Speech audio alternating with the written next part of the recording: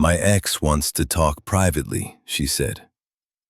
You don't need to worry. She was right. I didn't worry. I packed. When she came back from her private talk, I was gone. She called asking what happened. I said, we don't need to talk, and you don't need to worry. Hey viewers, before we move on to the video, please make sure to subscribe to the channel and hit the like button if you want to see more stories like this. Thanks. The pasta water was just coming to a boil when I heard her phone buzz for the third time in 10 minutes.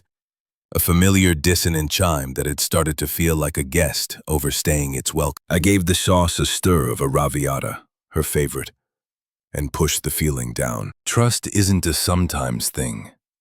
It's an always thing. That's what I'd always believed. I was fixing the loose hinge on her laptop earlier that afternoon. That was me in a nutshell. I fixed things. I built things. I showed up. For 2 years, I'd shown up for Sarah. I'd held her hair back when she was sick, celebrated her promotions with cheap champagne, and memorized the way she liked her coffee. 2 sugars, a splash of oat milk. No need to ask anymore. We were talking about getting a dog, for God's sake. I was all in. She was curled on the sofa, thumb flying across her screen, a tiny frown of concentration on her face. It was the same frown she got when reading a complicated article or trying to beat my score in a stupid mobile game. But this felt different. The energy was all wrong. Everything okay? I asked, wiping my hands on a towel. She looked up, her eyes taking a second to focus on me, as if she'd been in another room entirely. Oh yeah, it's just Mark. The name landed in the cozy room like a shard of ice. Mark, the ex? The one from before me. The one with the flashy job and the reputation for being emotionally unavailable, which of course she'd seen as a challenge. The one who had drifted in and out of her DMs for months. A ghost I'd been told not to worry about. Mark, I repeated, my voice neutral. What's up with him? She let out a sigh. A performance of weariness. He's just a mess. His mom is in the hospital, apparently. He's really torn up about it. Says he has no one else to talk to. A warning bell, faint but persistent, began to ring in the back of my mind. That's tough, I said carefully. But he is friends. Family, right? You know Mark, she said with a wave of her hand, as if that explained everything. He builds walls. He's not good at asking for help. He just called. He asked if he could pick me up just for an hour to talk privately. The word hung in the air between us. Privately. It wasn't just a word.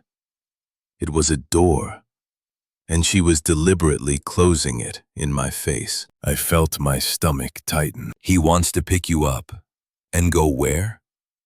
Why can't he talk on the phone? Her face hardened instantly. The concern for Mark melted away, replaced by impatience with me. Oh, don't give me that look, Alex. It's not like that. You have nothing to worry about. His mom is sick. He's hurting. I'm not giving a look, I said, keeping my voice even, though it felt like a cage was tightening around my ribs. I'm asking a question. My girlfriend is being asked to get into a car alone with her ex-boyfriend for a private talk. I think that's a fair question. God, why are you being like this? She stood up, her posture defensive. It's just a conversation. I can't just abandon the person in need. It's who I am. I thought you loved that about me. She was using her own empathy as a weapon, and it was a brutal one. I do love that about you, I said, and I meant it. But I also love us. And this feels like it crosses a line. I need you to be secure enough to trust me. She fired back, her voice sharp. She was putting on her jacket now, the decision already made. If you can't do that, then maybe that's a you problem. A you problem. The ultimate modern dismissal. She wasn't just choosing to go. She was reframing my completely valid unease as a character flaw. In that moment, something inside me broke. Not with a scream, but with a quiet, final snap. I looked at her. Really looked at her. At the woman I'd imagined the future with. She was so convinced of her own righteousness, so utterly dismissive of my feelings. She wasn't choosing between me and Mark. She was choosing between my peace of mind and her own selfish desire to be someone's savior. And I knew, with a clarity that was as cold as it was absolute, that I was done. "Okay," I said, my voice strangely calm. "If that's what you need to do." She mistook my calm for surrender. She walked over and gave me a quick, patronizing peck on the cheek. "I'll be back in an hour. Don't let the sauce burn." And then she was gone. The door clicked shut. The apartment was silent, save for the frantic bubbling of the boiling water. I stood there for a full minute, just breathing. The anger didn't come. The sadness didn't come. All that was left was that chilling, pristine clarity. She was right, I thought, turning off the burner. The sudden silence was deafening. I don't need to worry. Worrying is for something you might lose. I walked to the hall closet and pulled out my large duffel bag and the suitcase I used for work trips. I started in the bedroom. I took my clothes from the dresser, from my side of the closet. I left the sweater she bought me for Christmas. I emptied my toiletries from the bathroom, a collection of shared space now neatly divided into mine and hers. I was a surgeon, removing a tumor with precise, unemotional incisions. I went to the living room and unplugged my laptop, my charger, my books.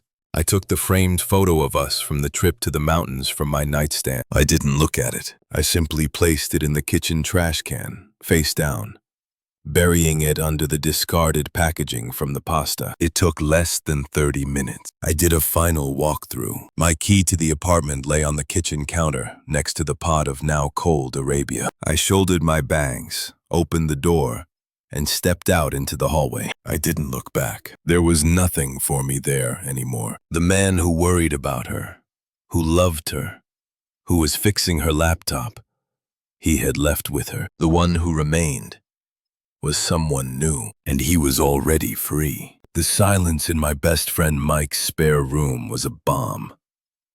It was clean, empty, and entirely my own. There was no lingering perfume of betrayal, no ghost of a conversation that shouldn't have happened. I sent Mike a simple text at Saris. "It's over. Can I crash with you for a bit?" His response was immediate. "Doors open. Fridge is full. Don't say another word." That was Mike. He understood that some ruptures are too deep for words. I was unpacking my duffel bag when my phone vibrated on the nightstand. Sarah. The screen glowed in the dim room. I felt nothing. Not a twinge of anger, not a flicker of sadness. It was like seeing a notification for an app I'd already deleted. I let it go to voicemail. A minute later, my screen lit up again. Then, a text. "Sarah, 9:47 p.m. Where are you? All your stuff is gone." The punctuation was off. I could picture her standing in the middle of the apartment she had returned to, finally noticing the voids I had left behind. "Sarah, 9:49 p.m. What is this? Some kind of stupid protest? Are you trying to punish me?" There it was. The complete and utter failure to comprehend. In her mind, my leaving wasn't a consequence. It was a tactic, a dramatic ploy for attention. The phone rang again. This time, I picked up. I said nothing. "Alex, hello? Are you there?" Her voice was a mix of confusion and annoyance. "What the hell is going on? I come back, and it looks like you've been robbed. This is so immature. Can we just talk about this like adults?" I took a slow breath, my voice flat, devoid of the heat and life she clearly expected. "We don't need to talk, and you don't need to worry." I ended the call and powered off the phone. The next few days were a study and quiet reclamation. I took a personal day from work. I went for long runs until my lungs burned, and my mind was blissfully empty. I bought new sheets, a new coffee maker. I was building a new ecosystem, and it was one she had no place in. When I turned my phone back on, it was to a digital tsunami of her unraveling. The first wave was manipulation. Sarah, day 2, 10:14 a.m. Mark and I just talked. It was nothing. I told him I had a boyfriend and that he needed to respect that.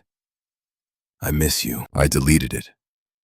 The second wave was the partial, self-serving truth. Sarah, day 2, 6:32 p.m.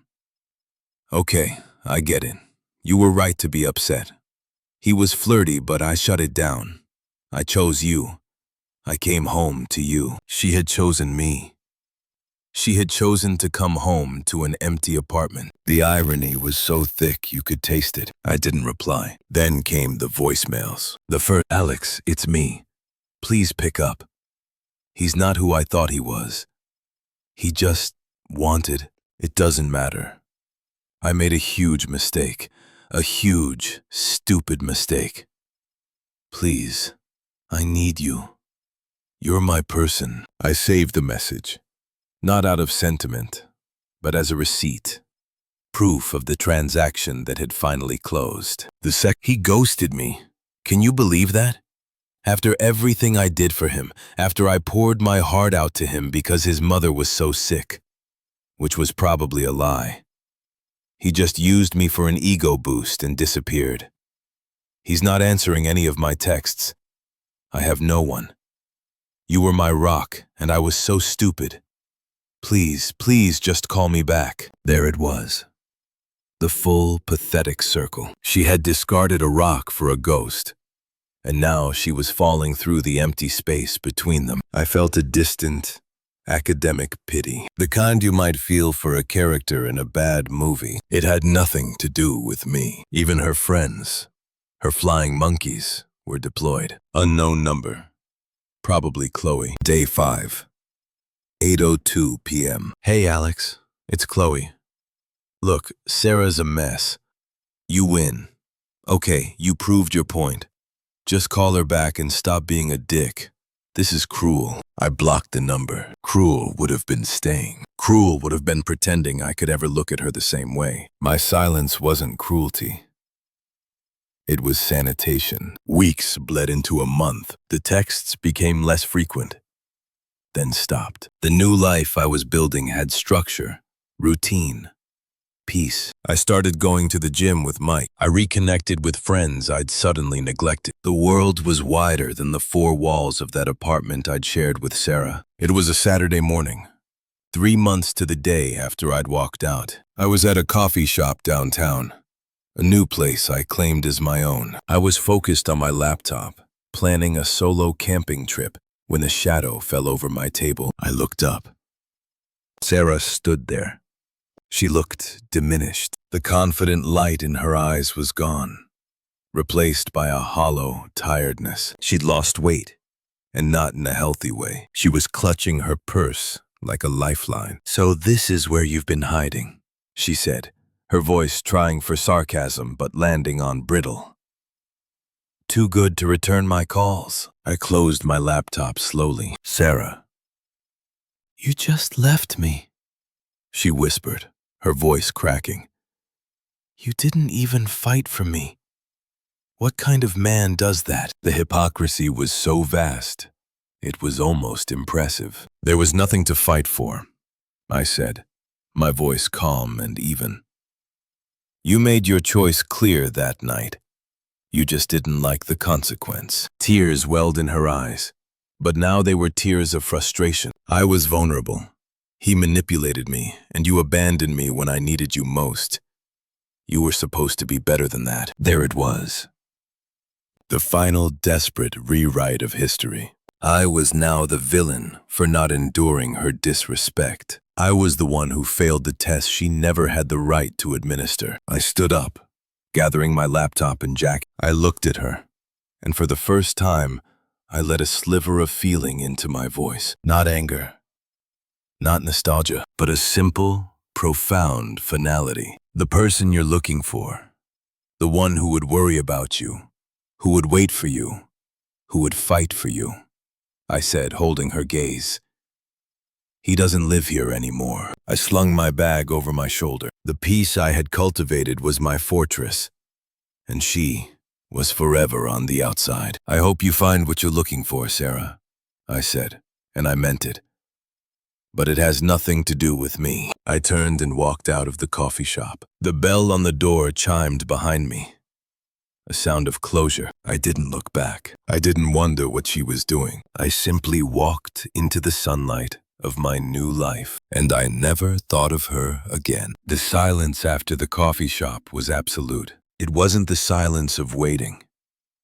It was the silence of a story that had reached its final period. Sarah's number was blocked. Any messages from her friends went unread and deleted. The chapter was closed. The book shelved in the vacuum she left. I built. I poured the energy I'd once reserved for worrying about us into my own foundation. The promotion I'd been hesitant to go for because it required more travel. I applied for it and got it. The guitar gathering dust in the corner of Mike's spare room. I started taking lessons. I wasn't running from anything. I was finally freely moving towards something myself. Mike, the eternal skeptic, watched it all over a beer one night. Not that I'm not thrilled to have you, but when are you going to get your own place? You can afford it now. I took a sip. I'm looking. A place with a view. Maybe a balcony. He nodded, a slow grin spreading across his face. Good. It suits you. The calm. Calm was the word for it. It wasn't happiness.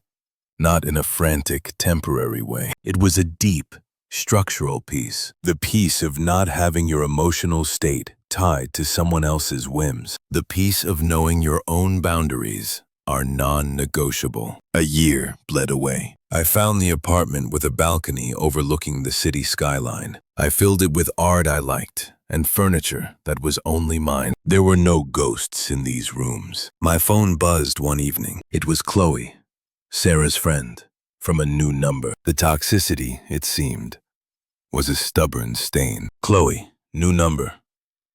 Hey, Alex. I know you hate me, but I'm just a messenger. Sarah's really not doing well. She's been through a lot. She's seeing a therapist.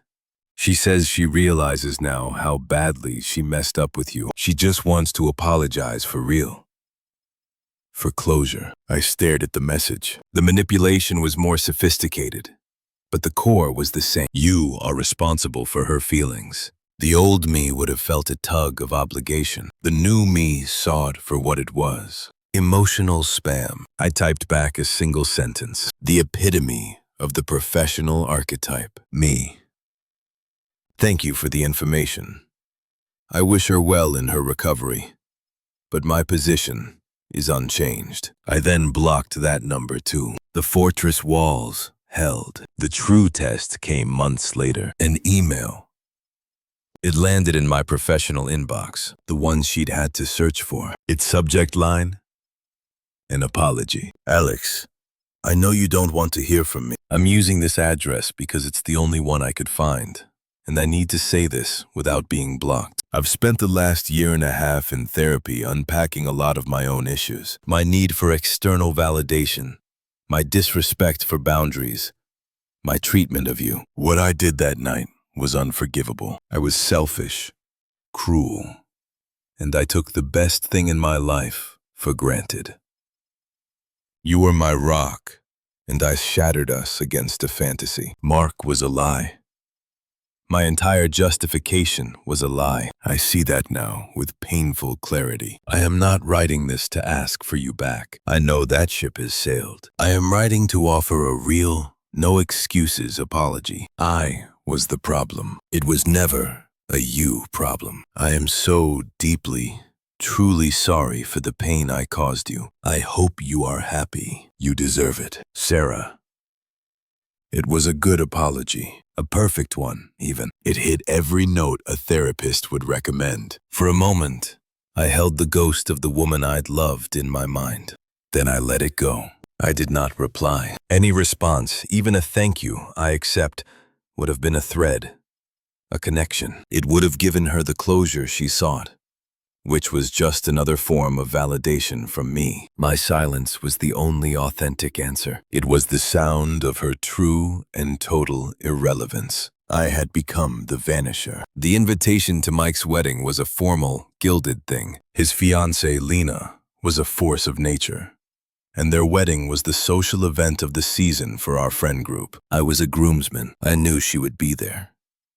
Sarah was still loosely connected to Lena through an old college friendship. The thought caused me no anxiety, no racing heart. It was a logistical fact, like the chance of rain. The day was pristine. As I stood at the altar next to Mike, I scanned the guests. I saw her halfway back on the bride's side. She was wearing a bright red dress, a color that screamed for attention in a sea of pastels. She was staring straight at me. I held her gaze for a neutral second, then turned my attention back to my beaming friend, a small, genuine smile on my face. The reception was in a beautiful, open-air pavilion. I did my duties. The speech, the toasts, the dancing with the bridesmaids. I was present, happy for my friend, comfortable in my skin. I felt a tap on my shoulder as I was getting a drink at the bar. I turned.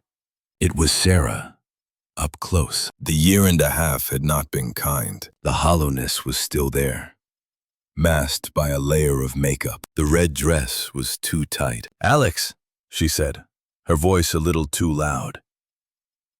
"You look good." "Thank you, Sarah," I said, my tone the same I'd use with a colleague, polite, distant. "It's a beautiful wedding. Can we talk for just a minute, please?" The desperation was poorly concealed beneath a veneer of social grace. "Now's not really the time or place," I said, turning slightly back toward the bar. "Please, I emailed you. Did you get it?" She pressed, stepping closer. I need to know you heard me. I need to know you're okay." This was it. The final play. The public bid for redemption. I finally turned to fully face her, my posture relaxed. "I got it," I said, my voice calm and clear. She blinked, waiting for more, and nothing. I shrugged, a small, non-hostile smile on my lips. It was an email. I read it. "I hope your therapy continues to be helpful." The platitude, delivered with sincere detachment, was a weapon she had no defense against. Her face fell, the mask cracking. "That's it? I hope your therapy is helpful? After everything, I bared my soul to you?" Just then, a warm hand slipped into mine. I turned. It was Clara, a woman I'd been seeing for a few months. She was a landscape architect with kind eyes and a quiet, steady confidence. She'd been talking with Lena's parents. "Everything all right, Alex?" she asked, her voice melodic. She glanced at Sarah with polite curiosity, no recognition in her eyes. "Everything's perfect," I said, squeezing her hand. "Clara, this is Sarah, an old friend of Lena's. Sarah, this is my girlfriend, Clara." The word girlfriend landed on Sarah like a physical blow. She looked from Clara's serene face to our intertwined hands, and the last shred of her hope disintegrated. She saw it all. The peace in my eyes, the ease of our touch, the life I had built completely without her. "It was nice to meet you," Clara said with a genuine, unforced smile. Sarah couldn't even speak. She just gave a jerky nod, her eyes wide with a final, devastating understanding, and stumbled back, disappearing into the crowd. Clara looked up at me. "An old friend, the one who didn't need to worry," I said softly. Clara, who knew the broad strokes, simply nodded. "Oh." She leaned her head against my shoulder for a moment. "Ready to dance?" As I led her to the dance floor under the twinkling lights, I took one last fleeting look at the spot where Sarah had been. There was nothing. No anger, no pity, no satisfaction. Just the quiet hum of a present moment, full of light and music, and a future I was genuinely excited to live. She was a footnote, and I had finally stopped reading the book. Thanks for watching. Make sure to subscribe to the channel and hit the like button. What do you think about this story? Share it in the comments.